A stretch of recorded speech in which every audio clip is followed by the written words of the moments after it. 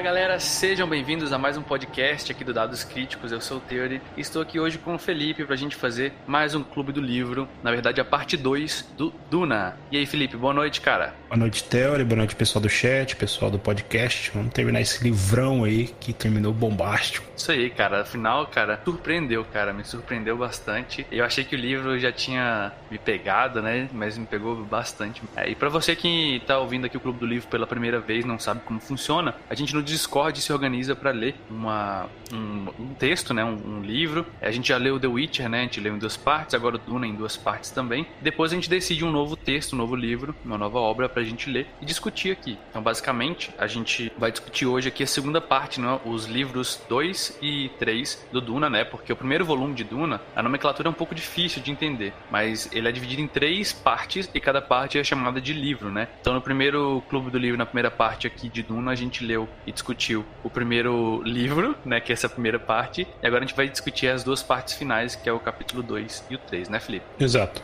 Isso aí. Então vamos fazer de praxe aqui, como a gente sempre faz, e começar falando sobre nossas impressões gerais, né, de forma mais generalista sobre o todo, e depois a gente vai falando de partes que nos marcaram. Se a gente não estiver lembrando muito bem, a gente pode seguir talvez até a estrutura dos capítulos, mas eu acho, Felipe, que para esse livro em específico, como são muitos capítulos, né, acho que são mais de 20 aí que a gente leu, não foi? Pra mais. É pra mais, E não dá pra gente falar capítulo por capítulo, né? Então vamos falar, tipo assim, de forma geral, o que foi acontecendo de uma ordem mais ou menos cronológica. E aí a gente vai discutindo esses eventos sucessivamente até... E falar o que nos chama atenção, o que nos lembrou, o que gostamos e o que não gostamos, beleza? Beleza. Tranquilo, então. Então vamos começar aqui com nossas impressões gerais. O que você tem a dizer, Felipe? Antes, pode ir primeiro aí, cara, te dar as honras de começar falando das impressões gerais do Duna aí, da segunda parte. Cara, eu tava fui fazer a resenha do livro hoje lá no Scoob, né? Uhum. Até participando de um projeto deles lá. E fui olhar outras resenhas pra comparar, pra ter uma ideia e tal. E eu vi muita gente reclamando da parte 2. Que achou um pouco mais lenta e tudo, cara. E eu já achei o contrário. Assim, obviamente ela é mais lenta, mas não necessariamente ser mais lenta é ser pior, né? Eu gostei bastante porque o meu objetivo mais com o livro nem era tanto... claro que a história me prendeu, os personagens me prenderam, mas o meu objetivo inicial era sobre a criação de mundo, de world building, né? Eu acho que na parte 2, né, o livro 2, eu acho que aí é que ela toma vida, porque a gente tem os Atreides que sobraram ali, né, Como é que é o nome dele, gente? Fugiu o nome do personagem principal, que é isso? O Paul O Atreides. Paul e a Jessica saindo, né, depois da traição ali, e tentando fugir no meio do deserto, e a gente vai vendo com eles, né, a descrição do local. Então a gente vê uma descrição maravilhosa, depois quando eles encontram ali com os habitantes do planeta, e vai meio que se aliando a eles ali, a gente vai conhecendo a forma que esses caras sobrevivem, o que eles fazem para aproveitar a mínima quantidade de água possível, né? A parte de condensação de água nas cavernas, eu achei aquilo lá maravilhoso, né? A parte de ritual, né? De enterro do corpo, que o cara faz todo o ritual e eles aproveitam a água do corpo da pessoa, né? Para ser reaproveitada, e aquilo ali não é só para questão de sobrevivência, tem um rito também ali, então eu achei isso bem bacana, bem bonito, né? E a parte 3 do livro, que a gente deve comentar mais no final, que é o fechamento, que é já a transformação e o ápice aí, mas a parte 2, por ela ser mais lenta, mas aquilo que meu objetivo me chamou mais atenção, até eu ler o final, obviamente. Uhum. Eu também, cara, me surpreendeu essa parte 2. Realmente a gente sente vamos colocar assim, queda no ritmo que a parte 1 coloca, né? Mas foi uma parte que eu gostei bastante também, porque eu me interesso bastante por essa questão de construção do mundo em si, né? As regras que o autor vai colocando, tudo isso que ele vai estabelecendo ali e criando esse clima para esse clímax final, que eu acho que é muito importante. Como você mesmo disse, né? O que me chamou muita atenção foi essa questão dos costumes dos Fremen, né? Que são essa sociedade que é nativa aí do planeta de Duna, né? De Arrakis. E os Fremen, cara, tudo neles é ligado à água. Muito mais, assim, se a gente já tinha percebido isso na primeira parte, né? Com os habitantes ali do mundo, a gente já tinha ouvido falar um pouco disso, mas os Fremen é muito forte essa questão da água, cara. A gente vê isso em coisas pequenas, né? No momento em que, por exemplo, alguém chora e aí todo mundo toca naquilo porque ele tá dando a sua água aos mortos, né? Então isso é um ato é quase sagrado, né? Porque quase ninguém chora lá pelos mortos. Eles eles criaram ritos para evitar chorar, porque eles sabem que não podem desperdiçar a umidade do corpo, né? E a gente vai vendo essas duas pessoas, né, Felipe, que são estrangeiros. Isso eu acho muito legal, porque o Paul e a Jessica, eles são estrangeiros nos costumes dos Fremen. E aos poucos eles vão aprendendo e eles são o nosso porta-voz. Então a gente vai aprendendo pela visão deles. E é muito legal como essa cultura deles me lembra de certa forma. Eu não sei se pode ser talvez um envezamento meu ou outra coisa do tipo, mas ao mesmo tempo que ela é uma cultura totalmente tecnológica e muito avançada, né? Ela mantém costumes quase tribais, né? No sentido de para você liderar, você tem que matar o antigo líder e esse tipo de coisa, né, que realmente mostra como eles estão ligados a essa questão de poder e é um objetivo muito maior, que é o objetivo de recuperar esse planeta, né? A gente vai falar um pouco mais sobre isso depois, né? Mas, cara, isso me chamou muita atenção e como o autor consegue, cara, criar... Cara, isso eu curti demais, Felipe, criar planos dentro de planos e, tipo assim, tudo faz sentido. Eu senti ele é muito verossimilhante, assim, ele conseguiu criar essa verossimilhança nas motivações dos personagens. Então, tipo assim, o cara tava de um lado fazendo um plano pra poder atrair tal pessoa, mas dentro desse plano dele tinha outra pessoa que tava tentando atrair outra pessoa. Então não é à toa, né, que o pessoal compara Game of Thrones com Duna muito, né? Porque essa questão política que é fortíssima, mas muito bem feita. Eu pelo menos achei, né? Não sei se você concorda com isso. Concordo, acho que até no final a gente entende um pouco melhor, mas essa parte que a gente vai conhecer do planeta eu estava assistindo uma palestra do Brandon Sanderson, né? Que inclusive foi para a palestra que me deu mais forças para querer ler o livro e meio que coincidiu com o nosso podcast de decidir ler Duna, né? Então meio que juntou. E ele cita uma parte da criação, da forma Brandon Sanderson de escrever o world building, porque quem não sabe, ele é um cara que ele escreve livro todo ano e são livros assim excepcionais de world building. São livros calhamaços de, sei lá, 700, 1.500 páginas. E tem autores aí famosos que a gente conhece e não consegue terminar o deles, né? Então, o cara tem uma fórmula e ele baseia muito nisso, que ele usa a criação do mundo, não jogando pro leitor, tipo assim... no começo, geralmente no apêndice ou no começo, lá falando, existe um mapa, existe o deserto e tal. Ele vai criando o lugar onde é que estão os personagens principais. Então ele revela aquilo do mundo que faz sentido com a história. Então a gente vai aprendendo, igual o Theory falou, com a visão dos personagens em si. E você vai meio que já adentrando no mundo. E mesmo que você tenha uma dúvida no início, né? Eu até optei por mim não ler o apêndice. Eu não vou ler o apêndice, vou ler só no final. Porque eu quero descobrir como esses personagens descobriram. Até a língua e tal. E pra mim acho que foi uma escolha perfeita, sabe? Porque você comecei a conhecer os mundos. Aí você começa a conhecer também um pouco mais sobre o melange, a especiaria.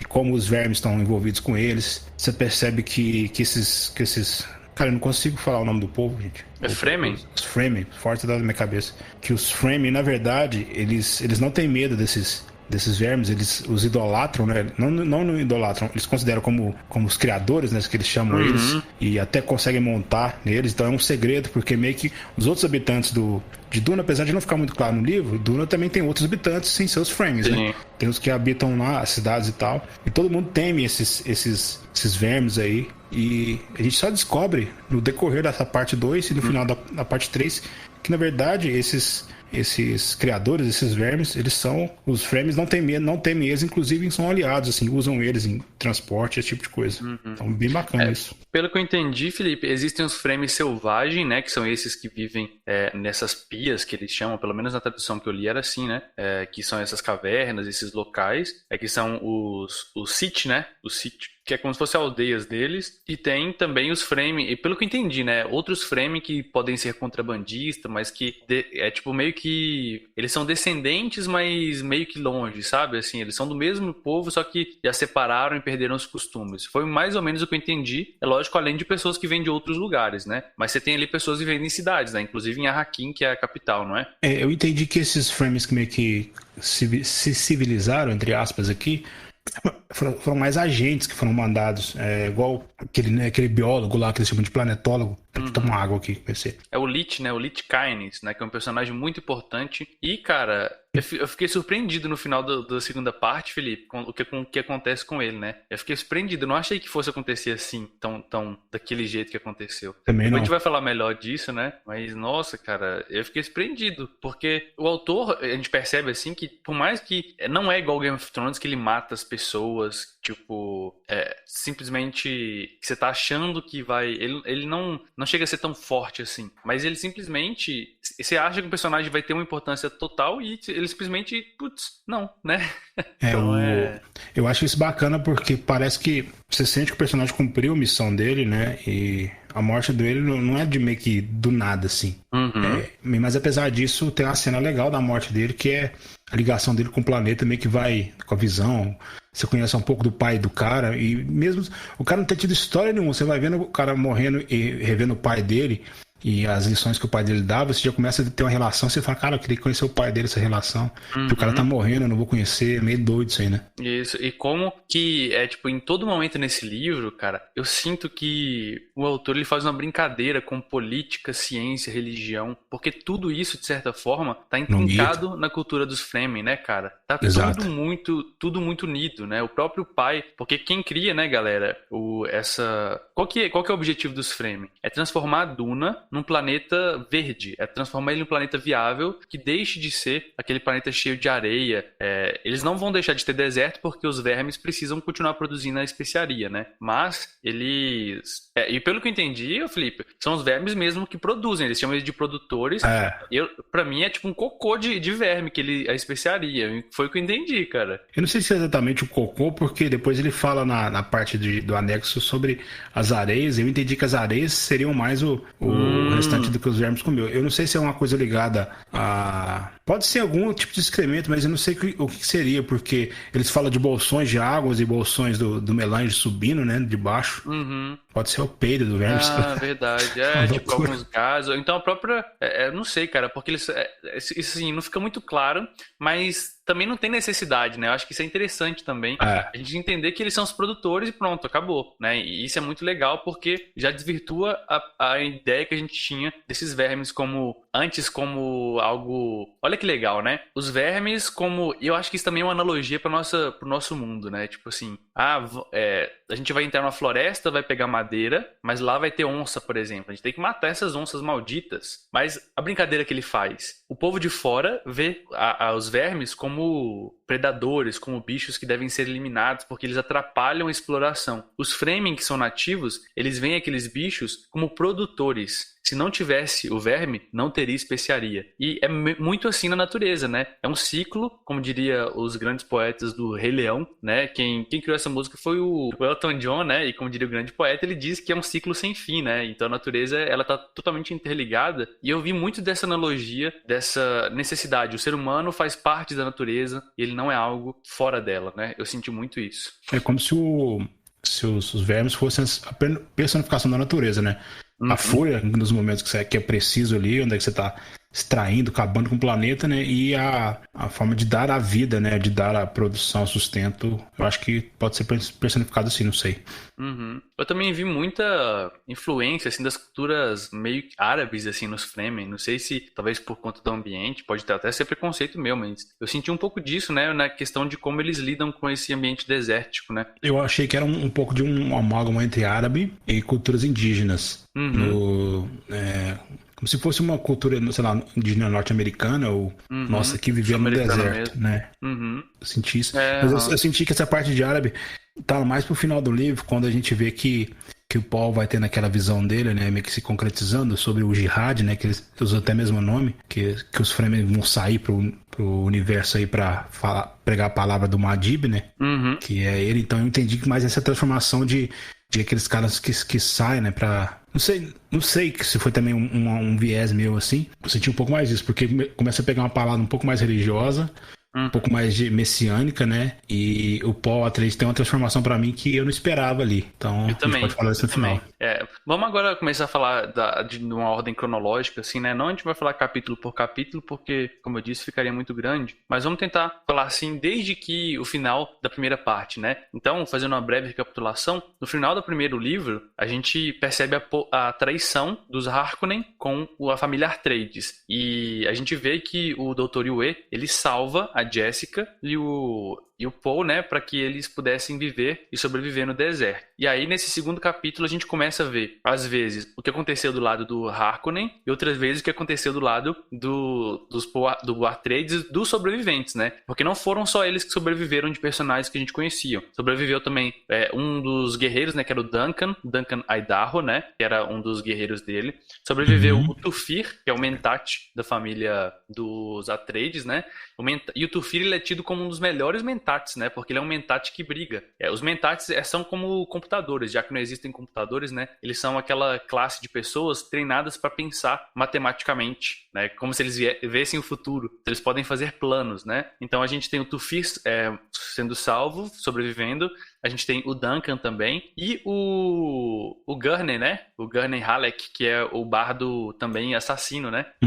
Então a gente tem essas três figuras aí que sobrevivem, junto com o Liet. O Liet nem tava nesse meio ali, né? E a gente vê... O que acontece depois disso? A gente vê eles conhecendo o deserto, tentando sobreviver sozinhos. E percebendo que eles são totalmente inaptos, né? Tipo, tem uma hora lá que eles vão ter que atravessar um deserto e, tipo assim, eles têm que andar nas pedras. Mas a gente vê que, tipo assim, eles não sabem andar no deserto mesmo, porque... tipo... Eles têm que fazer... Como é que é aquele negócio? Movimentos que não são rítmicos, né? Pra simular o deserto. Primeiro a gente tem aquela transformação do Paul, né? Ele começa a despertar, porque o Paul Atreides, ele foi meio que criado, né? Como se fosse uma amálgama de várias classes, vamos pensar no RPG assim, né? Então tem esses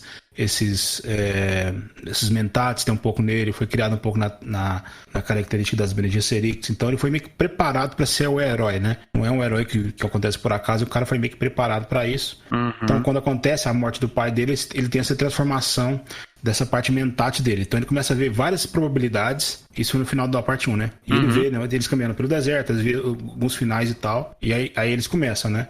Eles se encontram primeiro com um dos três aliados que você falou, eu não me lembro qual. Eles dão uma nave pra eles conseguem escapar. Um Duncan, né? Isso. Eles conseguem escapar, vão no meio de uma tempestade, e onde eles não são seguidos, né? Porque acharam que eles iam morrer.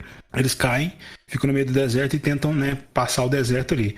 Eles sofrem, eles vão pra uma caverna, a mãe deles é enterrada numa areia movediça, e o Paul, pra salvar ela, perde toda a mochila, os equipamentos que eles tinham, excesso de água, então eles passam um aperto ali, né? E eles têm que atravessar um deserto, e tem essa parte, porque eles falam também de areias que são como se fossem tambores, né? No sentido de percussão, de percussão, né? Ou seja, ela amplia os seus movimentos, os seus passos ali. Então os caras, só os frames que sabem atravessar isso de uma forma mais prática, sem causar barulho ali. Até porque os vermes, né, que são aqueles vermes como se fossem vermes púrpuras do D&D, né, são gigantes, bem maiores, muito maiores, né? Eles são atraídos pelos movimentos rítmicos. Então, tudo que tipo assim, faz um barulho repetido, né, tum, tum, tum, tum, tum, isso atrai os vermes a quilômetros de distância, né? A gente vai ver depois que isso é inclusive a ferramenta que eles usam, eles chamam de batedor, que é um instrumento que eles colocam na areia para chamar os vermes. Martelador em português? Bom, se não em inglês, em português tá martelador. Tem parte que eu li em inglês, tem parte que eu li em português, eu fui testando aqui. Mas na tradução que eu vi na parte que tava em português, eu tava batedor, né? Depois disso, né? O Pizinho tá perguntando, tem a ver com o filme de agora? Sim, cara. Os filmes, né? Vão ser baseados no livro, cara. E, Pizinho, que livro, né, Felipe? Que livro, mano. Cara, o filme parece que retrata muito bem, pelo menos pelo trailer que eu vi. Eu gostei demais como os framings foram retratados. A Chani, né? A Shani, né? Que passa a ser uma das companheiras do Paul, né? Muito bacana, velho. Muito bacana mesmo. Exato. Isso. E aí, cara, esse cara, eles acabam sendo encontrados, o Paul e a Jessica, pelo Kynes, né? O Liet Kynes, que é esse planetólogo. E o planetólogo é o líder dos Fremen selvagens. E ele tinha pedido para os Fremen encontrar o Paul e a Jessica que tinham fugido da traição dos Harkonnen, né? Então, Uhum. velho, cara, é muito político, cara. É um negócio muito doido isso aqui, velho. Porque você vê várias coisas se ligando, né? Por exemplo, o Duque Leto, eu percebo que o Liet Kynes ele fez isso porque ele se interessou muito pelo modo como o Duque Leto gerenciava naquele capítulo que a gente viu lá atrás. Você lembra que ele salva os seus subordinados? Sim, ele até faz um teste com ele, aquela parte da nave que ele está conhecendo, né? No finalzinho do capítulo ele até fala assim, eu resolvi gostar desse Duque. Ele até fala assim, né? Exato. Ele tava meio que testando esse Duque novo que tava chegando. Isso, e é muito legal isso, né? Porque o Liet, ele era quase como se fosse um líder religioso também, né? Pros próprios Fremen, né? E isso é muito legal que ele tenha mandado eles procurarem pela Jéssica. E quando a gente chega lá e a gente vê esse encontro dos Fremen com a Jéssica, é quando a gente conhece a Shani, que é aquela menina que o Paul via nos sonhos lá nos primeiros capítulos. Ele tinha sonhos com ela e ele já fica ali, né? Todo eriçadinho, né? Adolescente, né? Meninas e tal. Cheio de Mas não melange no é? corpo. Cheio de melange no corpo. Cara, a gente vê que eles são um povo muito bem treinado, muito, mas muito bem treinado para sobreviver no deserto, para lutar. Tanto que até começa ali uma briga, né, entre, tipo, o Poe, ele desabilita um cara, o Poe tem 15 anos, ele desabilita um dos guerreiros mais velhos, né, da tribo dos Fremen nesse primeiro embate aí, e o cara fica putaço, ele chama Jamis, né, e aí ele desafia o Poe para uma batalha de mano a mano, né, quem ganhar tem que matar o outro, é tipo isso, né, Felipe? Tipo, vida ou morte ali. Exato, cara. O que me lembrou a parte dos framings é que os caras são tão fortes que eles conseguem lutar, né? Não tem nem chance com os soldados do Imperador, que são uma classe de elite chamada de Sadalkar, se eu não me lembro. Isso. Então é como se fosse soldados de elite, por exemplo, dos Estados Unidos. E a alusão que veio na minha cabeça na hora, né? Soldados dos Estados Unidos no Vietnã. Pra mim vem na Exato, hora eu essa também referência. pensei nisso, cara. Eu pensei sempre os Fremen como uma analogia ao Vietnã, sabe? Assim, os nativos que conhecem a região muito melhor do que aquela tropa de fora do imperador, vamos colocar assim, né? Até pelo período que foi escrito o livro ali, né? Logo depois ali com a guerra do Vietnã. Então acho que foi bem. A analogia é perfeita, assim. Se alguém quiser Uhum. entender, que não tá pensando. Então, o Paul Atreides, ele humilhou um cara do Vietnã no Vietnã. Então, você precisa ver tanto que o cara foi Exato. forte, com 15 anos de idade, né? Com 15 anos. É porque o Poe ele tinha se treinado para ser uma máquina de guerra, né, desde que ele nasceu, né? Então, basicamente, eles falam que ele podia ter matado o cara quando ele tinha bem menos, né? Bem mais novo, né? Em compensação, ele não sabe várias coisas que aqueles guerreiros saberiam. E o interessante, cara, que a gente passa a perceber aqui, é que eles têm o Poe, né? Por causa da profecia deles, que a gente já discutiu lá no primeiro episódio desse Clube do Livro aqui, né? Do Duna, que ele seria o Lisan al-Gaib, que era tipo uma espécie de profeta que viria para libertar o povo dos Fremen. E, cara, tudo que acontece com o Paul parece estar correspondendo com essa profecia deles, né? O fato da mãe dele ser uma Bene Gesserit, que é aquela mulher como se fosse da Igreja Católica, muito entre aspas, assim, né? Da instituição religiosa deles, né? Na profecia tava isso. O fato de... E aí tinha uma parte na profecia de que ele teria que se provar através da espada, né? Matando alguém. E aí esse cara vai desafiar ele e ele vai e consegue matar o cara, né, Felipe? Isso é muito louco, cara. Você vê a profecia sendo construída aos poucos. Muito bacana, cara. Exato. E ele mata o cara e ele desce lágrimas. Quando ele desce lágrimas, todo mundo se espanta, né? Porque, como o Teor comentou, eles foram acostumados a não verter lágrimas porque eles têm que guardar a quantidade máxima de líquido possível para sobreviver. Então, quando o Paul, ele chora pelo cara que ele matou, então aquilo ali é um ato meio que de amor, né? Pela vítima e tal, apesar dele não conhecer o cara, né? Até o cara até irritar ele um pouco lá. Então isso foi um ato ali que acho que ajudou, né? O processo em si. Apesar de, no processo de cerimônia, né? Todo mundo falar que esse cara era amigo dele por algum motivo, né? Como fosse um ritual de cerimônia, esse cara é meu, aí entrega, sei lá, uma flor, né? E o Paul não sabia o que falar, porque não conhecia o cara, né? E aí, através disso que ele usou, eu achei bem bacana essa cena toda de comoção, né? Meio que foi uma parte de integração dele com aquele grupo ali.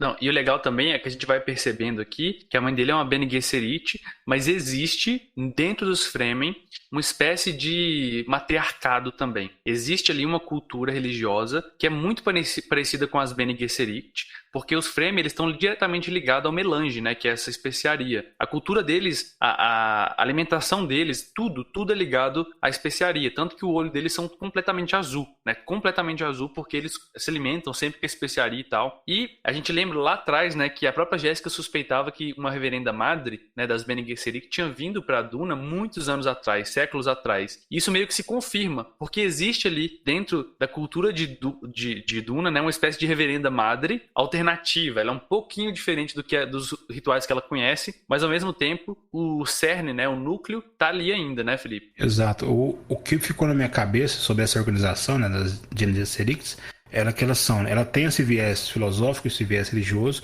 mas eles têm um viés muito geneticista, no sentido de, estou preparando, a gente vai entender depois que são duas pessoas, um seria o Paul e o outro seria, que a gente vai entender lá no final, Feyhalta, né? Que seriam essa Feyhalta, que seria essa, como se a gente estivesse cruzando as melhores linhagens, né?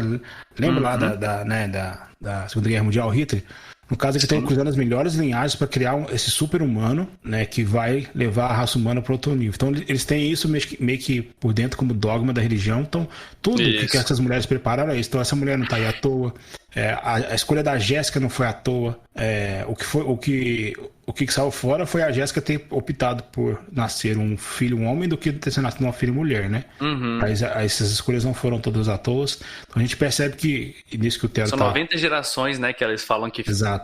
De linhagens, 90 gerações, mano. Então, aí você pensa duas coisas, pô, vocês são meio vilões, mas são vilões mesmos ou eles têm os objetivos? Porque a raça humana vem meio que se degradando com guerras, com problemas de comércios, de corrupção, né? Então, cada um tem a sua escolha ali. Eu acho isso bem interessante. Eu achei que essa classe aí, né? Essas Bene Gesserit, acho que ela vai ser bem mais trabalhada nos outros dois livros aí que eu tô interessadíssimo de ver. Eu também, cara. E assim, uma coisa que eu fiquei pensando depois, e isso me veio à mente bem depois, Felipe, que eu tava quase terminando o livro, né? É que o Poe, eu ficava pensando, nossa, mas ele tá em tanta profecia, né? Ele tá na profecia que ele é o Kuzatz Haderach, que é o salvador das Bene Gesserit, que é a pessoa perfeita, da linhagem perfeita, mas ao mesmo tempo ele é esse tal de Lisan al-Gaib dos Fremen. Mas depois eu parei pra pensar que se uma madre reverenda já tinha ido pra Duna muitos séculos atrás, ela já tinha passado essa ideia, né, dessa profecia pra eles, e eles só adaptaram isso pra colocar outro nome e chamar de outra coisa. Então, literalmente, era meio que a mesma pessoa, a mesma lenda, adaptada numa cultura diferente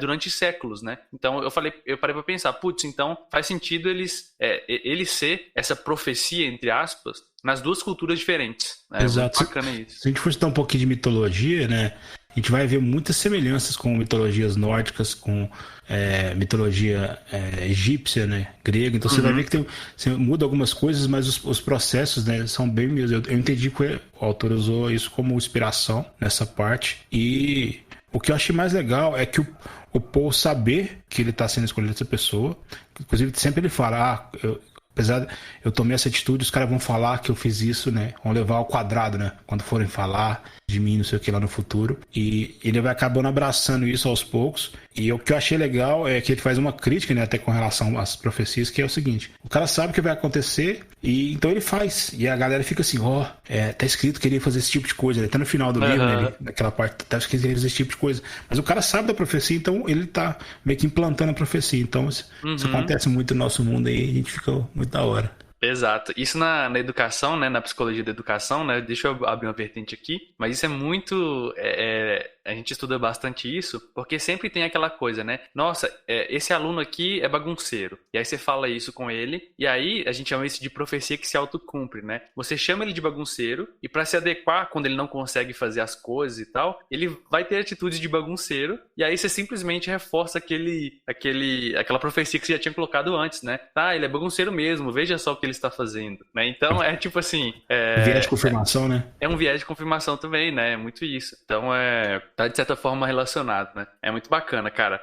E aí, né, o legal é que a gente percebe que tanto o Paul quanto a Jessica, eles começam a passar por vários testes pelo povo Fremen pra saber se eles são realmente escolhidos. Cara, eu gosto muito da Jessica, da personagem dela, de como ela, tipo assim, ela é matreira, sabe? Tipo assim, ela percebe que ela não é, ela pode não ser essa pessoa, mas ela usa conhecimentos que ela aprendeu pra tentar se adequar à lenda deles, usando as teorias deles pra poder ser, e ela vai percebendo aos poucos que exatamente o fato dela fazer isso é que torna ela ser essa pessoa, sabe? Um pouco, não sei se faz sentido isso que eu tô falando. Uhum. Ela aproveita as oportunidades com alguns ganchos que ela tem, né? E Uhum. ela é muito inteligente nesse sentido, né? É. E aí a gente lembra, né, que ela estava grávida de uma menina, né? Uhum. E eles já colocaram isso lá atrás, grávida do Duque Leto. E aí a reverenda madre dos Fremen, ela, quando elas morrem, e aí a gente descobre que as reverendas madre, elas passam a consciência dela e todos os conhecimentos que ela tem para outra pessoa. Então a reverenda madre dos Fremen era uma velhinha que estava para morrer. Então eles fazem um ritual e a Jéssica aceita ser a reverenda madre. E aí essa senhora, ela vai passar a consciência dela pra Jessica, só que a Jessica não conta pra ninguém que ela tá grávida. E aí nesse ritual que ela tá despertando a consciência da Jessica, acontece um negócio que essa reverenda madre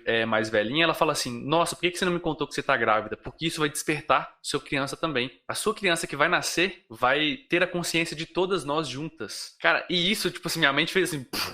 Bizarro, né? Caramba, é um negócio muito... É muito fora da curva, né, cara? Você tem um negócio... Um bebê tem uma consciência de um tanto de idosas durante século que foi acumulando, né, mano? É muito, muito doido isso, velho. Achei bem... Eu acho que em determinados momentos essa menina aí, essa Ayla, né, que eles chamaram ela, às vezes ela tá mais forte com a Atreides aí, que o Paul. Tem um certo momento que o Paul começar a despertar no final ali, mas putz, a menina com, sei lá, com 3 anos de idade, ela já fazia comentários ali com adultos ali, então assustava a tribo, né? Uhum. A tribo considerava essa criança que nasceu como uma bruxa, né? Porque com 2 anos ela já sabia falar, ela fazia comentários de adultos, ela se portava como adulto. Então ela é uma criança, tipo assim, que já era um adulto no corpo de uma criança. Basicamente isso, né? E super sábia, sabendo usar as coisas de adultos, porque ela foi acordada por conta desse ritual. E o legal é que a gente vai descobrir isso aqui. O ritual é feito com um negócio chamado água da vida. E eles conseguem essa água da vida afogando os filhotes de dos vermes da areia, né, dos produtores. Então, quando você afoga um desses vermes, olha como é difícil fazer isso. Você tem que juntar água pra caramba em duna pra afogar um verme, pra conseguir essa substância. Consegue muito mais do que a especiaria, é como se fosse uma especiaria pura. Ela é totalmente venenosa e só a reverenda madre tem a capacidade de conseguir reverter esse veneno em algo que não é venenoso para distribuir para a tribo. Então, ao fazer isso, a tribo ela ganha uma consciência meio comunitária, né? As pessoas não sabem muito disso, né? Mas a gente percebe isso aos poucos, que a consciência deles é como se fosse de uma colmeia ou então de um formigueiro, sabe? As pessoas mais básicas, né, do dia a dia não percebem essa coisa, mas eles têm uma consciência em grupo muito forte, né, Felipe? Isso. Cara, essa comparação que você fez, eu acho que é perfeita ainda de colmeia. Eu não tinha parado pra pensar nisso. Cara, essa água da vida ela é tão poderosa que algum personagem vai provar isso, vai colocar o dedinho, vai passar na língua e o cara vai ficar em coma em 3 semanas. Então, só pra você ver era o próprio Paul, que ele é o cabuloso, né? Se ele é o cabuloso e ele coloca uma gotinha e fica desmaiado 3 semanas, né? É porque é um negócio fortíssimo, né, cara? Exato. Eu achei que você ia citar no final, por isso que eu não citei o nome dele. Mas é exatamente ele. Então, ele achou que conseguiria e tal, e a provadinha que deu ali, o pessoal achava que ele estava morto. A tribo queria, né, pegar a água dele e tal, mas a Jéssica conseguiu perceber um fio de vida nele no finalzinho ali. E depois ele é despertado. Então, tamanho poder também da matriarca ali, né? Da tribo. Isso, exato, cara. E a gente vai vendo, né? Porque isso aí tudo acontece, a gente vai conhecendo, a gente vai passar capítulo por capítulo, mas a gente vai percebendo como que funciona a tribo dos Fremen, né? A cultura deles. Por exemplo, o Paul ele mata o Jamis, que é aquele cara que desafiou ele, e ele passa a ser responsável pela mulher e pelos filhos do Jamis. Então ele passa a viver na casa do Jamis. E a mulher, ela tem que aceitar, ele pode aceitar ela como serva ou como esposa. E aí ele descobre que o Jamis já tinha matado um cara antes pra ficar com aquela mulher. Então é tipo assim, é todo um sentido, até nas coisas mais básicas, é um sentido de comunidade. A mulher não chora pelo marido que morreu, porque ela sabe que ele morreu pelo bem da tribo, para um guerreiro melhor entrar no lugar. Então a gente vai percebendo que toda a cultura deles é meio um design de cultura, né? Tem um livro do Skinner, né, que é um teórico da psicologia. Cara, eu não consigo, eu fico pensando nessas coisas da psicologia, que é muito assim, isso, Felipe. Tem um livro dele que é um livro de literatura, né, que chama Waldenchu. E Waldenchu é uma cidade fictícia dele, criada a partir da análise comportamental. Como seria um design de cultura, que ele chama, né? E eu percebo que a cultura dos Fremen é tipo isso. É um design de cultura para se adequar ao deserto e não perder umidade. O tempo inteiro, todos os costumes mais básicos estão focados na força da tribo e de manter a água que eles têm, né? A água é sagrada, né? De toda forma que a gente percebe. A água é vida, né? Literalmente pra eles ali e tudo. Imagina você viver num planeta onde não tem animal quase nenhum, não tem planta quase nenhuma, né? E você tem que viver de reaproveitamento de água do seu próprio suor, do seu próprio urina, né? Então é que às vezes a gente só lê assim, mas a gente começa a parar pra pensar, é muito maluco, né? E você estava falando dessa parte de questão de tribo, de herdar a esposa. Nosso amigo R.R. Martin usou muito isso com os Dothraques, né? Lá no verdade, deserto. Né? O Dothraki é verdade. As esposas de sangue, né? Que quando eles matavam as tribos lá, então tem essa referência aí. E falando do Dothraki, no filme do Duna vai ter o cara que fez o... Como é que ele chama, cara? Momoa. O Jason Momoa, né? Ele vai estar no filme do Duna também, né? Mas ele não vai ser Fremen, não. Ele vai ser... Acho que ele vai ser o Duncan Idaho, né? Aquele guerreiro. Ou o Bardo, um dos dois, né? Não lembro certo quem ele vai ser. Eu acho que é o Duncan, eu acho. E o Duncan acaba morrendo, né?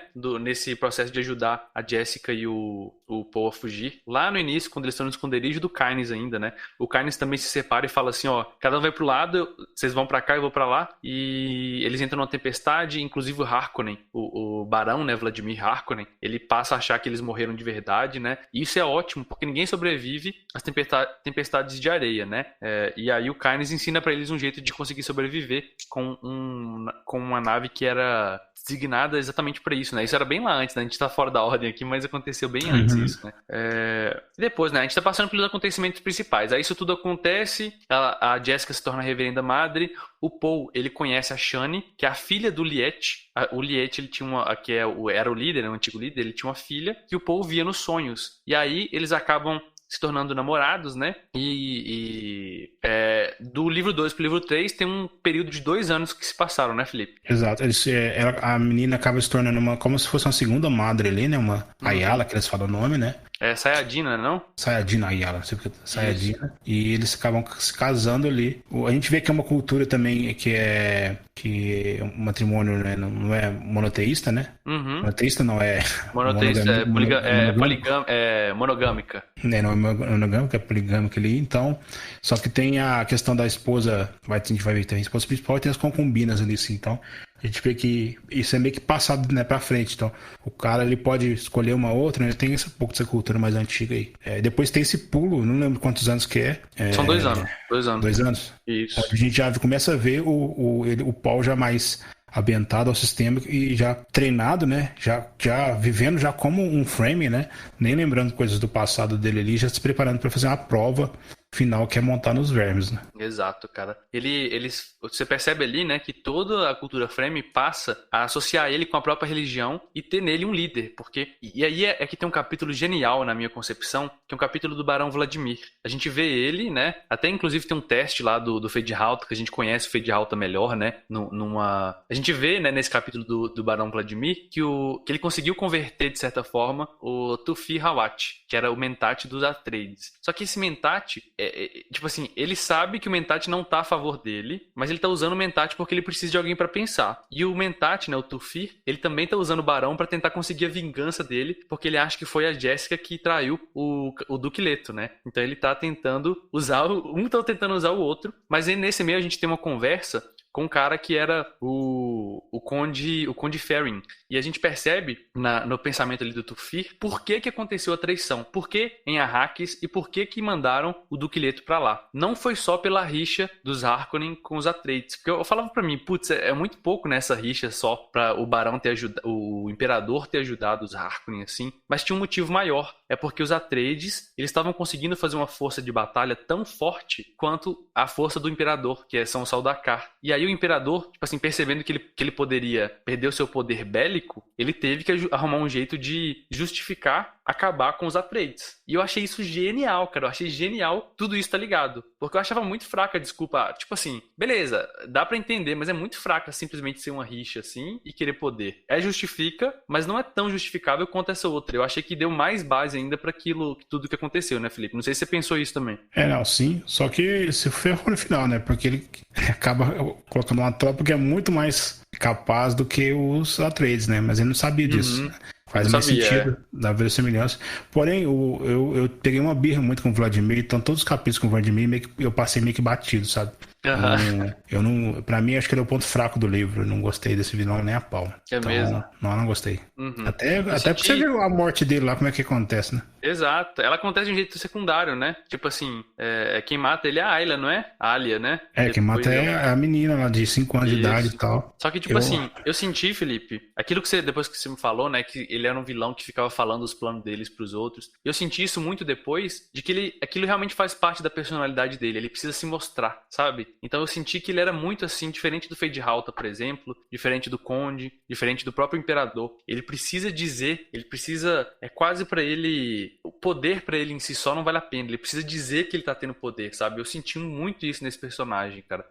Tipo, dá ódio dele, cara. Eu senti ódio, raiva, tipo assim, cara. Você sentiu a raiva dele, ódio? Eu senti, cara. Nossa senhora. Eu não consigo sentir assim, não. Eu não aguentava, velho. Não aguentava o capítulo com ele também. Eu ficava nervoso. Porque eu imaginava a voz dele na minha cabeça, uma voz chata, assim, sabe? Sei lá, cara. Eu fico muito pensando como que o cara fala, como que ele é. E aí na descrição dele como um cara gordo, que não conseguia nem se levantar e ficava dando ordem pra todo mundo.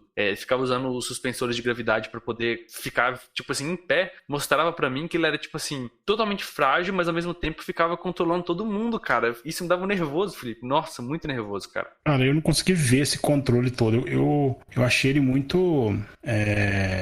Eu não entendi muito o propósito dele, sabe? Eu entendi que era um cara que era pra ser, né? Esse cara todo de inteligência, mas eu entendi que foi uma ferramenta do autor pra passar pro leitor os planos. Não sei, não consegui sentir muito essa parte. Essa parte me tirou um pouco, sabe? Mas o resto, acho que duas coisas do livro que me tirou um pouco é ele e outra coisa que eu vou falar mais pra frente, que meio que deu uma tiradinha, mas, por exemplo, um livro desse tamanho aí, só duas coisinhas, você tá doido. Verdade. E aí, beleza, né? Então, aí a gente vai conhecer o Paul totalmente tentando se provar agora na cultura dos Fremen, porque ele estava sendo esse líder. Só que ele ainda não tinha montado um verme, né? Que é a coisa que os Fremen faziam com 12 anos de idade, né? Eles faziam isso. E ele precisava disso. E outra coisa que ele precisava fazer seria desafiar o atual governante, que era o amigo, que se tornou um amigo dele, né? Que é o Stilgar. E o Stilgar, tipo assim, virou um braço direito. Como que ele ia desafiar esse cara e matar ele, né? Porque era assim que os jovens reconheciam força e poder. Então a gente vê toda essa descrição do capítulo da justificativa, por que eles conseguiam montar os vermes, é muito bacana. Eu gostei demais do jeito que eles justificaram, né? E a própria descrição de como eles montaram ali, com os ganchos, com o martelador, né? Como você disse. E no final desse capítulo a gente vê que eles estavam indo pro sul, né? Eles separaram as mulheres e os idosos bem pro sul para fugir dos Harkonnen, porque tinha o Vladimir, ele deixou o sobrinho dele, o Raban, tomando conta de Duna, porque ele queria que todo mundo ficasse com ódio do Raban para depois ele colocar o Feyd-Rautha como o atual duque, né, Felipe? Isso é muito bacana também. Exato. Essa parte que eu achei mais legal do vilão foi isso, né? De pensar que eu vou colocar o meu sobrinho, que é mais, entre aspas, fraco intelectualmente, mas é um cara muito bruto, muito vingativo, um cara que quer sangue. Ele vai judiar da população, depois eu vou mandar o outro sobrinho meu, que é um cara mais controlado, mas que é mal da mesma forma, mas meio que não tão aparente, né? E ele vai chegar como o salvador, né? É a mesma coisa se você mandasse o Joffrey pra judiar da população, bater e tal, e depois se você mandasse, sei lá, o Mindinho pra governar. Basicamente é isso, a referência pra Game of Thrones, quem gosta da série aí. É verdade, cara. É verdade, o Feyd-Rautha seria tipo um Mindinho, verdade. Só que bem mais mortal, né? Um Mindinho um Mindinho cara... combatente, né? Exato. E Aí, né, nesse caso, a gente percebe que no final, quando ele consegue montar e ele monta um verme gigantesco, eles veem uma nave de contrabandistas. E aí, a gente percebe, né, porque muda o capítulo, a gente agora tá na visão da nave, e a nave era do Gurney Halleck, que era o antigo bardo e, ao mesmo tempo, o cara que treinava, um dos caras que treinava as tropas do Duque Leto. E a gente percebe que ele tinha vivido, a gente já sabia disso antes, né, mas a gente vê como que ele estava agora, depois de ter vivido com os contrabandistas, né, esses 2 anos. Exato. E aí, eles se encontram, né, cara? É um encontro muito doido. Porque, cara, eu fiquei super tenso, Felipe. Porque o Gurney, quando eles se encontram ali, e ele reconhece o Paul, e o Paul fala que a mãe dele tá viva, a gente percebe que o Gurney ainda acha que quem traiu foi a Jéssica. Eles não sabem quem traiu foi o Dr. Rue, né? O Dr. Rue lá, aquele cara. Então eu falei, caramba, isso vai dar muita merda, porque ele vai tentar matar a mãe dele quando chegar lá na aldeia deles. Nossa, vai dar muito ruim isso, cara. Eu fiquei tenso, velho, nessa parte, velho. E o que é legal do autor nessa parte, só para colocar contexto pro pessoal da live, é que quando o Leto estava vivo ainda, né, o Paul ele recebeu uma carta, né, que falando de uma traição e tal, e eles queriam escolher alguém próximo deles para fingir que meio que para usar essa carta para tentar pegar o Barão Harkonnen, né, nesse processo. Então eles usaram a Jéssica, não falaram para ninguém, né, só uma pessoa ficou sabendo. Era o Mentati, se não me engano, e o próprio Era o único Paul. Era o próprio Paul, porque ele falou assim, ninguém pode saber, senão eles vão saber que eu tô fingindo, entendeu? Então ele deixou pro Paul, inclusive ele chega pro Paul e fala assim, ó, se depois que tudo acontecer, você chega pra sua mãe e fala assim que eu nunca duvidei dela de verdade, né? Que foi tudo uma farsa. Exato, então esse cara, depois disso teve a traição, muitos dos Atreides morreram, fugiram, então esse personagem aí, até então ele pensa que ele jurou vingar, então isso é contado nos capítulos lá no começo, então o autor não jogou isso de cima, então quando você vê o personagem, você já lembra, putz, ele vai ver a Jéssica, vai dar treta. Exato, falou. cara. Por isso que eu acho que é muito bem construído, cara. E agora eu tô pensando, a gente tá discutindo aqui, como que é complexo, né, Felipe? Porque eu fico imaginando uma pessoa que igual tá ouvindo o podcast sem ter lido o livro, deve estar perdidinha, né? Porque, cara, é muito complexo, é muita linha de personagens diferentes lutando contra outro, que quer derrotar outro, né, cara? É muito complexo. Não dá pra, o pessoal tá perdido, não dá pra entender com a gente falando, mas o objetivo aqui acho que é despertar interesse pra galera pegar e ler, né? Exato, cara. Porque a gente falando aqui não é nem, tipo, 1% do nível do livro, cara. O livro é muito bom, cara. Eu curti demais, mano. Curti muito mesmo, velho. Gostei. E aí, a gente vai vendo, né, que ele até tenta matar, o Gurney tenta matar a Jéssica. Ele não consegue, né, porque eles conseguem convencer ele e mostrar que eles têm provas que ela não foi a traidora, né. Inclusive, o próprio Dr. Rue falou pra Jéssica e pro Paul, né, ele deixou uma carta lá, né, mostrando isso, uma gravação. E então eles tinham como provar. E aí, né, a gente começa a perceber que eles estavam começando a estavam na iminência para a guerra. É porque a gente percebe lá atrás que o Vladimir, o objetivo dele era deixar a Arrakis, né, o planeta de Duna, minguando, porque ele queria depois substituir o Raban. Então ele começa a aumentar sempre o preço dos tributos que deviam ser pagos, e isso faz com que a produção tenha que ser maior. E aí, se a produção tem que ser maior, eles não conseguem pagar direito, e aí ele vai deixando de lado o sobrinho dele, né? Deixando com que ele cada vez, meio que desconte isso na população, né, Felipe? Isso foi sugestão do Tufi, né? Isso, sugestão do Tufi. Exato. Exatamente isso, ou seja, você castiga a população vai cair em cima do governante atual, que é o seu sobrinho, você depõe o cara porque é justificativo que é a população, e depois você manda o salvador da pátria lá, que ele vai controlar através de outro requisito, com o senador, né? Ou seja, com a política e tal. Isso, velho. E aí, assim... Ainda bem que é ficção, né, meus amigos? Ainda bem que é ficção, né, meus amigos? Ainda bem, né? Ainda bem que isso não acontece em políticas por aí. Que isso. Ai. Ainda bem que quando acontece merda, a galera não manda políticos fazerem notícias sensacionalistas pra fazer uma cortina de fumaça, né? Esse autor é muito bom, criou da cabeça dele, pô. Tem nada a ver com o nosso mundo, senão. ai, cara. Eu acho que uma obra boa, né? Eu tava lendo um livro de filosofia uma vez que fala que um bom filósofo, uma boa obra, é uma obra que consegue olhar pro seu tempo e destrinchar o seu tempo de uma forma que pessoas do futuro consigam fazer paralelos com o tempo atual deles no futuro. Isso é muito louco, né, velho? Uhum. Porque a gente consegue fazer isso todo o tempo com essa obra, cara. O tempo inteiro. O tempo inteiro traçar paralelos, cara. Exato. Eles falam, acho que a definição de livros clássicos é livros que eles são eternos no sentido de eles não envelhecem, né? Então, Uhum. se você vai ler, sei lá, se você vai ler Os Miseráveis agora, se você vai ler Os Miseráveis daqui, sei lá, 50 anos, a aplicabilidade vai ser a mesma coisa. Acho que esse livro Exato. se enquadra nisso. Eles têm aplicabilidade, perfeito, cara. E assim, depois disso a gente vê que tem uma guerra em iminência. Vai acontecer uma guerra ali e a gente vê o próprio Gurney ajudando agora os soldados Fremen, eles se preparando. E a gente vê em um determinado momento, eu não sei se eu tô pulando muito aqui, mas a gente vê que o Paul também tá se preparando para isso e eles vão atacar a Hakim, que é a capital. E eles percebem que o imperador tá ali com naves de todas as casas que não pousaram ainda e ele trouxe muitas legiões de Saldalcar, né, que são esses guerreiros dele, pessoais, né? E aí começa meio que uma guerra ali entre eles, né, Felipe? Essa que é a outra parte que me tirou um pouquinho. É a transição. Eu achei, tipo assim, um capítulo, tava o Paul lá conversando com os amigos dele, não sei o que, no outro, pum, naves no planeta, entendeu? E eu não senti essas outras transições porque teve mudanças de livro, né, de partes e tal. Essa foi no meio do capítulo 1, então eu achei talvez um pouco apressado, no sentido de, sei lá, às vezes pode ser nem culpa do autor, pode ser culpa até da editora, né, que já tem muito isso, né, de apressar pra terminar a obra. O Tolkien que sofreu muito com isso, coitado. Nesse processo, um pouquinho da biografia dele lá. E você me tirou um pouco. Pô, deu como se fosse um choque, sabe? Assim, já me tacou aqui já no final do livro, do endgame e tal. Mas depois que você vai lendo, vai meio que passando. Mas uma coisinha assim que me deu uma tiradinha da imersão ali.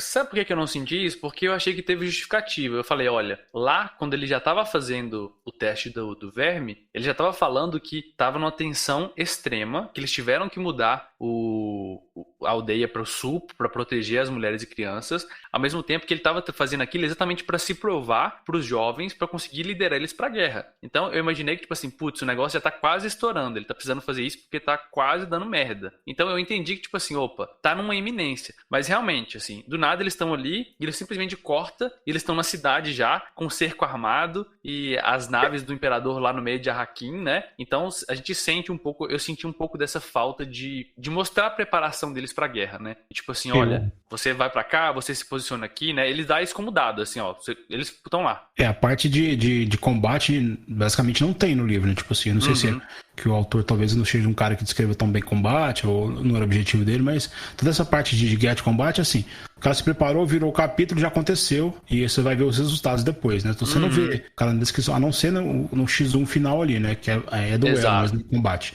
Mas essa parte de não narrar combate até que não me tirou, não, sabe? Tipo assim, ok, entendi, teve, beleza, não é objetivo e tal. Mas essa transição brusca aí que me tirou um pouco.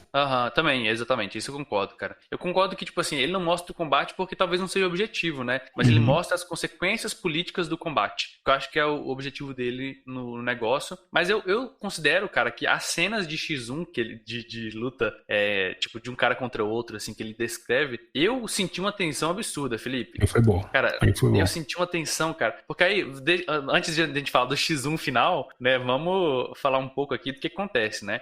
Então tá vindo uma tempestade fuderosa ali, uma tempestade muito tensa pra cima da cidade de Arraquim, né? Eles chamam de a voz da tempestade, né? Ela é a avó, ou seja, ela é a mãe das tempestades. E por que eles precisavam disso? Porque as tempestades, elas desfazem os escudos que têm energia eletrostática, né? E aí, eles precisavam disso porque as naves do imperador iam estar protegidas pra caramba, né? E eles precisavam também abrir esse escudo, e eles inclusive usam uma bomba atômica, né, velho?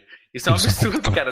Eles usam uma bomba atômica pra liberar o caminho pra tempestade passar e desativar o escudo, cara. Pra você ver o nível da parada, velho. É muito, muito, muito forte, cara. Porque as atômicas lá, eles chamam de atômicas, né? Existe isso não é muito falado, mas a gente sabe que na história do mundo de Duna, né, muito no passado, a humanidade foi quase extinta pelo uso uso de máquinas e pelo uso de bombas atômicas. Então, outra analogia à Guerra Fria, né? Tipo assim, não pode usar...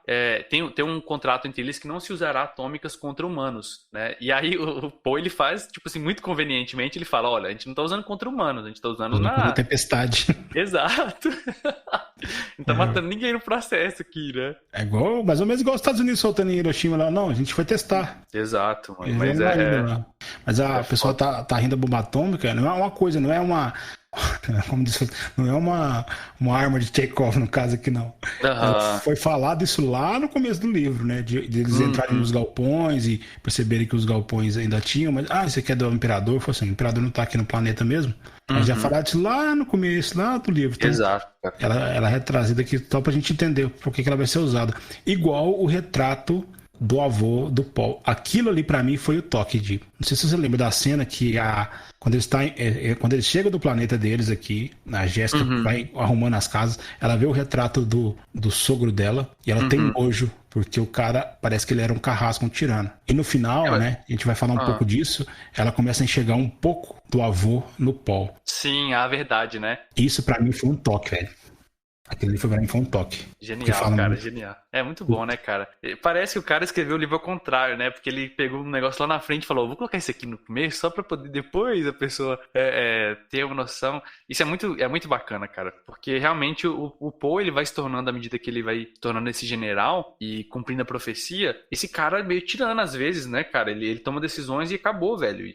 Cara, e aqui tem um negócio também que eu não esperava de forma alguma. No meio desse combate, os soldados do Imperador atacaram lá no sul. Ninguém esperava isso. E eles conseguiram matar várias mulheres, quase dizimaram lá, e mataram inclusive o filho do Paul, cara. O filho do Paul com a Shani. Cara, eu não esperava isso de forma nenhuma, Felipe. Eu falei, caramba. O menino também não, mano. O menino também não. Que ali foi bizarro. Meu Deus, cara, como que ele vai reagir a isso? E aí você percebe que, tipo assim, ele tá se tornando realmente um cara mais tirano, porque ele percebe, ele sente a morte do filho dele, mas ele fica focado na vingança, né? Tipo assim, eu tenho que matar, eu tenho que acabar com eles e tal. Então, ele sente isso, mas ele continua firme na tarefa dele de vingar, né, cara? Cara, esse final pra mim é tão bom, porque você vai vendo, pra quem conhece, você vai vendo toda a jornada do herói, toda, passo por passo. O cara seguindo, aí o cara sai do ambiente, aí encontra o mestre, aí a prova, o limiar, não sei o que, se preparando, a transformação deles tendo a visão. Pô, beleza, tá sendo jogada no herói. Você vai ver depois, cara, que o cara vai se tornando vilão, mano. Cara, isso pra mim foi, nossa, o cara foi muito bom. O cara usou um tropo conhecido aí de, sei lá, 300 milhões de livros, de série, de filmes, e no final ele meio que dá uma subvertida. Toma aqui seu herói. Exato. Ou você seja o herói ou você vive o suficiente pra se tornar um vilão, né? Basicamente é isso. Exato, cara. Isso eu gostei demais, porque a todo momento, né, eu ficava com medo de que o Poe se tornasse aquele cara bonzinho, tipo assim, tá na profecia, ele sempre vai dar certo.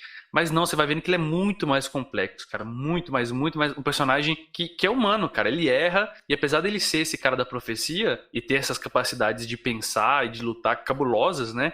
No final, a gente percebe que eles entram, eles conseguem acabar com o Imperador ali, né? Com as tropas dele.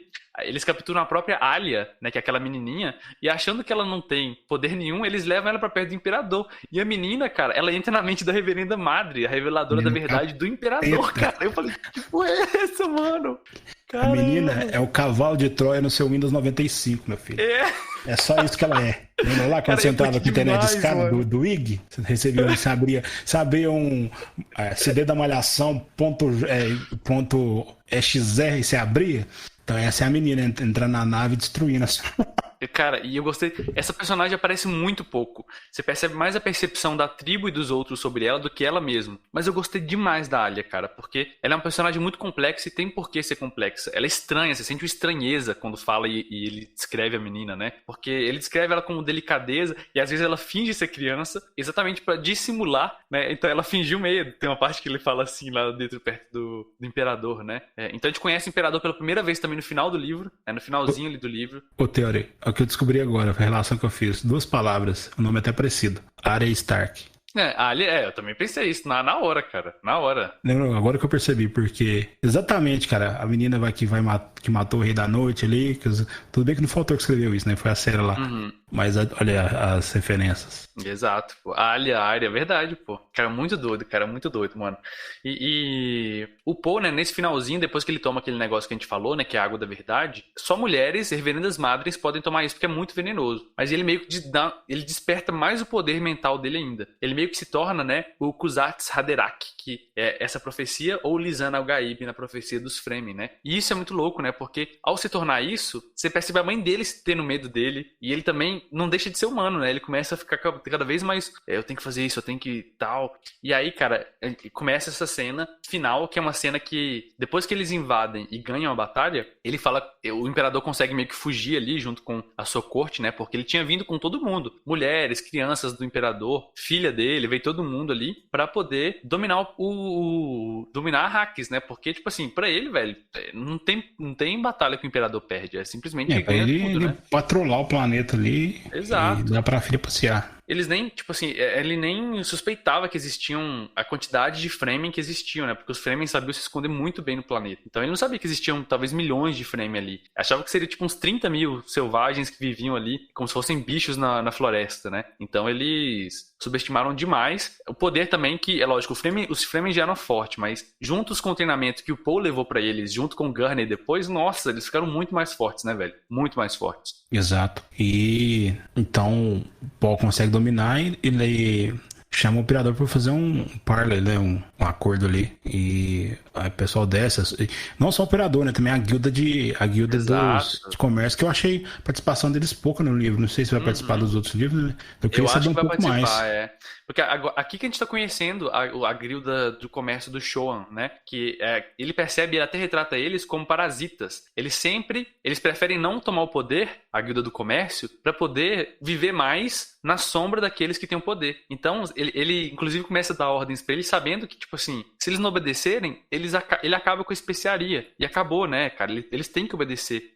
Porque ele quer se tornar um imperador. E aí, tipo assim, isso também eu não tava esperando. Que o Paul queria se tornar um imperador. E aí, ele não quer, né? Mas ele percebe que é um dos jeitos de acabar com o jihad, né? Que é essa guerra religiosa que pode acontecer, né? A todo momento ele fica tentando e lutando contra isso também, né, Felipe? Eu acho que ele cede, não sei se você percebeu, se você teve essa sensação, acho que o autor deixa isso meio que em aberto, de no finalzinho ele ceder. Exato. Mas até o último momento ele quis sempre evitar o jihad, tipo assim, eu vejo que nas visões dele, nas probabilidades que ele vê na mente, né, ele vê pessoas saindo de naves pro negócio e lutando, guerreando, falando do nome dele, né, e tal, muito, muito ligado, né, a gente tá vendo agora recentemente, pra você ver como é que a coisa é, né, questão lá do Talibã, né? Do Talibã, né? Então, basicamente, tipo assim, acho que a visão que ele viu foi alguns extremistas que podem surgir, né?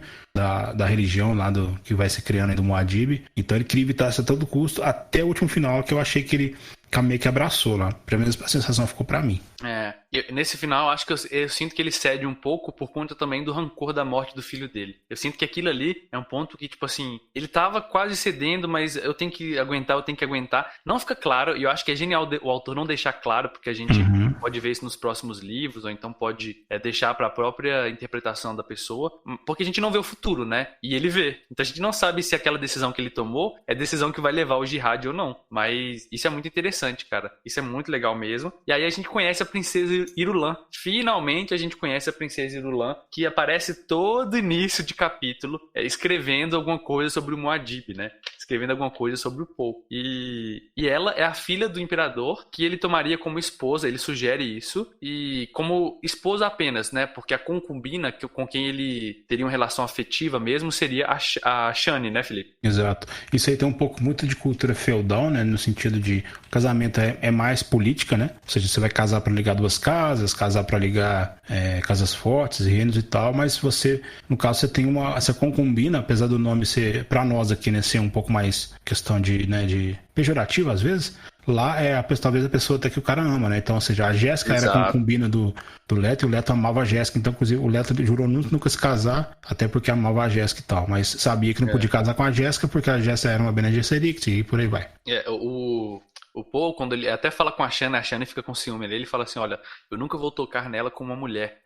O laço que nos une não pode ser afrouxado, o que nos une é muito mais forte. Ela vai falar assim, você fala isso agora.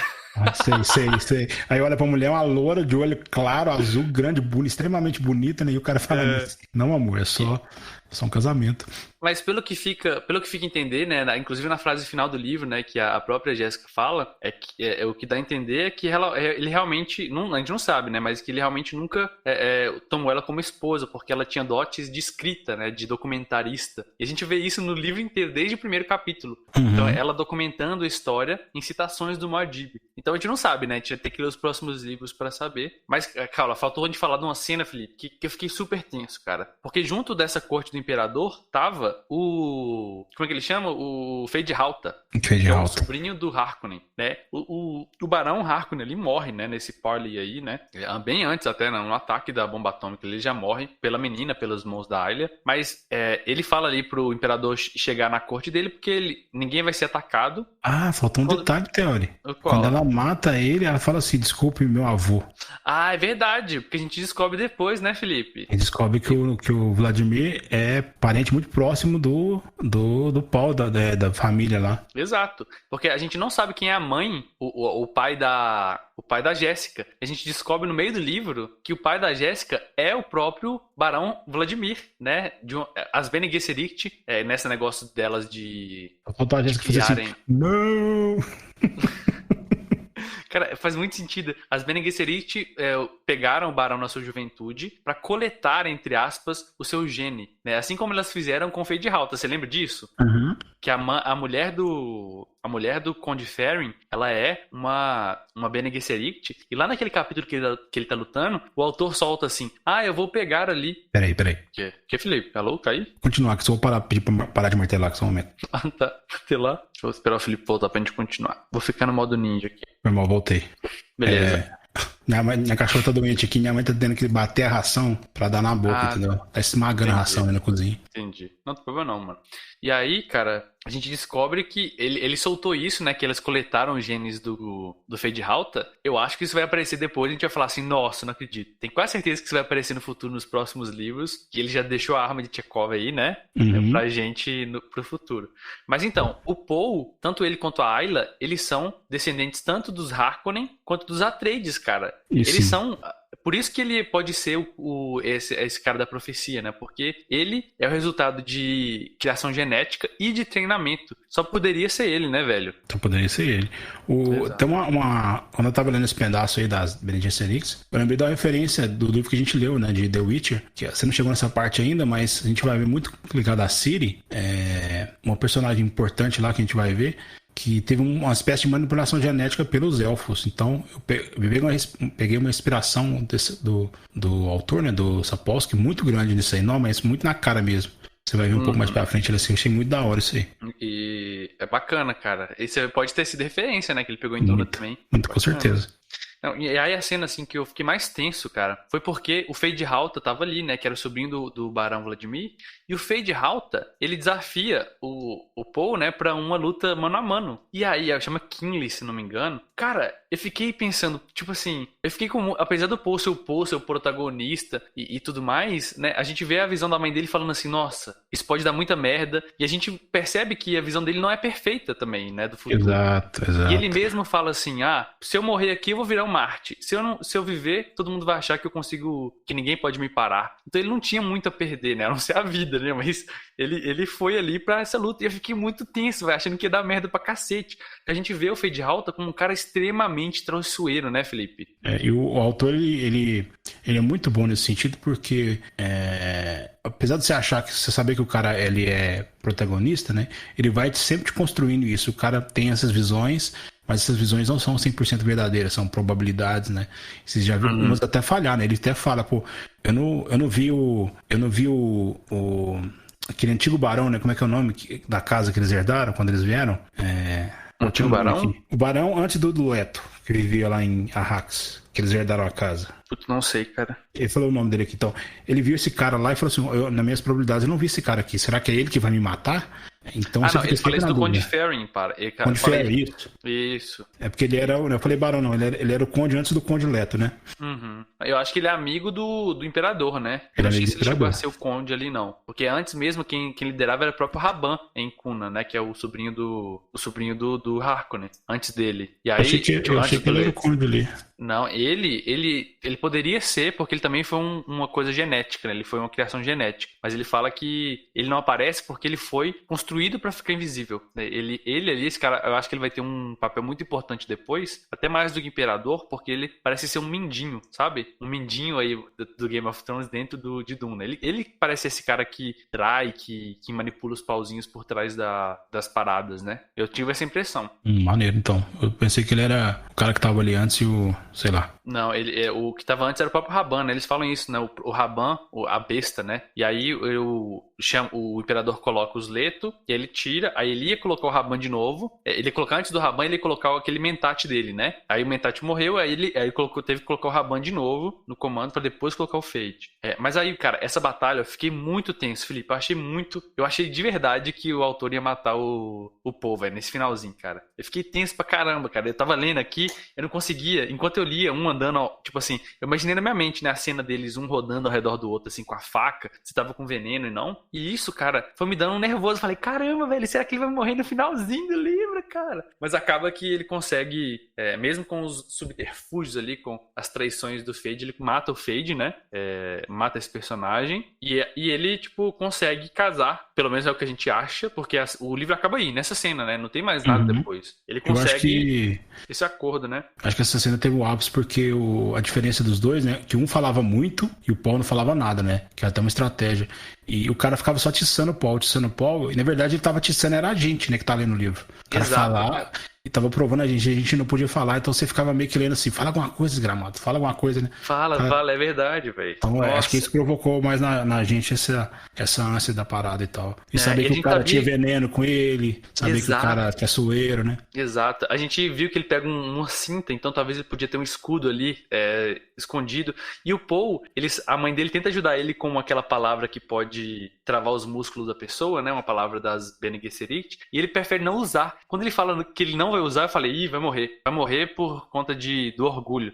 E eu fiquei muito nervoso, nossa, velho. Mas ele consegue matar e o livro termina nesse ápice, velho. Termina nesse ápice. Pra mim, cara, foi fechamento de ouro, assim, cara. Eu curti demais o jeito que acabou também, cara. Sim, com certeza. O final foi.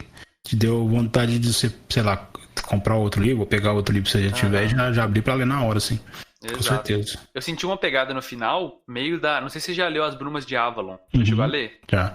Porque nas Brumas de Avalon, quem conta a história são as mulheres, né? Então, Sim. é a Morgana, todas as mulheres ali relacionadas ao rei Arthur. E aqui, no final do livro, ele finaliza assim: com a Jéssica falando pra Shani, né? Falando assim: ó, por mais que ele vai chamar a princesa Irulan de esposa, somos nós que vamos ser lembradas como esposas na história. Então eu senti um pouco disso, dessa pegada, assim, das mulheres contando a história de certa forma. Não sei, eu senti um pouco, cara. Não, achei da hora. Achei bem da hora. Bacana demais, cara. E assim, se alguém ouviu isso até aqui e não ficou pelo menos incentivado a ler esse livro incrível, cara, meu Deus, cara. Pega o livro e lê, galera. É muito bom, cara. Esse livro é incrível, cara. Valeu muito a pena a gente ter lido aqui, Felipe. Eu acho que valeu demais a pena. Não, com certeza. Sei lá, eu tava pensando se ele entra ou não no meu top 5. Eu acho que ele entra sim no meu top 5 livros que eu já li. Então, sei lá. Como eu acabei de ler ontem, né? Precisa digerir mais coisa pra pensar. Então, eu gosto de digerir mais uma semana e tal. Mas eu acho que com certeza ele tá aí no top 5 livros pra você ler aí.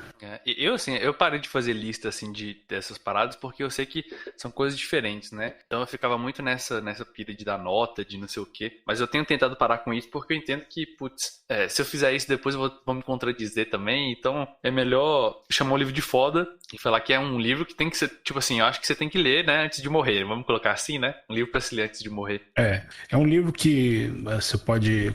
quem que precisa de ler o livro, sei lá? Se você gosta de ficção, se você gosta de fantasia, né? Mesmo fantasia medieval, né? Você tem várias referências ali. Se você quiser criar, você está pensando em escrever um seu próprio livro, ou se você quiser pegar experiência para construir seu mundo de RPG, mesmo que seja uma parada, né, futurista e tal, mas você pegar referências de como se criar uma coisa verossimilhante, né? Então eu acho que, sei lá, talvez esse, né, para sair um pouquinho de Tolkien lá, né? talvez seja esse, né? Game of Thrones, que você vai ver que é bem baseado nele, esse tipo de coisa. Mas ele tá na minha lista lá, tipo, assim, coisas que esse livro tô olhando aqui, eu tô com, sei lá, umas 30 marcações nele, só de pontos que eu observei aqui de referências de verossimilhança de criação de mundo de world building, né? Então... eu tenho um cenário, né, que eu tava pensando, né, sobre ele, de RPG mesmo, né, um cenário baseado em Bright, né, aquele filme do Smith, da Netflix, que é um medieval futurista, sabe? Só que naquele filme eu peguei referências de Duna, nesse cenário meu, quer dizer, né? Então eu peguei, tipo, o escudo lá, existe uma espécie de escudo, então apesar de ser futurista, ainda tem que usar espada, é um negócio, uma pegada meio assim, né? E são coisas que você pode pegar pro seu mundo, né? Muito bacana isso, você pode usar aí na construção dos seus cenários de RPG, ou até cenários mesmo para você que pensa em escrever, né? É uma referência incrível, até para desenvolvimento de personagem, como antecipar as coisas, né? Bem legal isso. No finalzinho, deixa eu abrir um espaço para você fazer seu jabá aí, Felipe. O que você tem feito na internet? O que você tem aprontado por aí? Cara, pra quem não sabe, eu tenho um canal também no YouTube sobre RPG de mesa, né, chamado Companhia dos Dados. Eu faço vídeos aí dando dicas basicamente de mestragem, usando alguns recursos para melhorar a sua mestragem, ferramentas, tem focado bastante em ferramentas, principalmente agora, né, na mestragem online aí. E tem falado também um pouquinho de sistemas de RPG. Atualmente estou falando sobre Pathfinder 2ª edição, estou acabando uma série deles, pretendo mudar para um outro sistema específico também. Quero trazer algumas coisas sobre também literatura mais focada à fantasia, aplicada, né, ao RPG, então estou trazendo os livros que eu leio, né, os livros que às vezes que não são tão comuns aí, para a galera pegar referência. Eu acho que é isso que a gente tem feito. O Theo participou de uma gravação de um vídeo meu lá também, vai sair provavelmente essa sexta-feira agora, aí eu posto lá, mas dá uma conferida lá, talvez vocês gostem do conteúdo. Acho que é isso. Obrigadão, Theo. Isso aí, galera. Isso aí, galera. É conteúdo muito bom, né? Recomendo de coração mesmo. Queria lembrar vocês também de seguir o Dados Críticos nas redes sociais, no YouTube, na Twitch, e também lembrar que você pode se tornar um apoiador a partir de R$2, que não é nem o preço de uma coxinha, e com isso você recebe acesso a uma área privada lá no Discord, onde eu posto os vídeos com antecedência, né? Bate um papo com a galera lá, com mais privacidade também, né? Por caso você quiser, como uma forma de agradecer a galera que apoia e acredita no canal, beleza? Muito obrigado, galera, por tudo que vocês, pela sua companhia, né? Nessa live, nessa gravação, nesse podcast também, por acompanhar o canal aí. Não deixe de conferir o canal do Felipe, né? Vai lá que é muito bacana mesmo. E até mais, falou!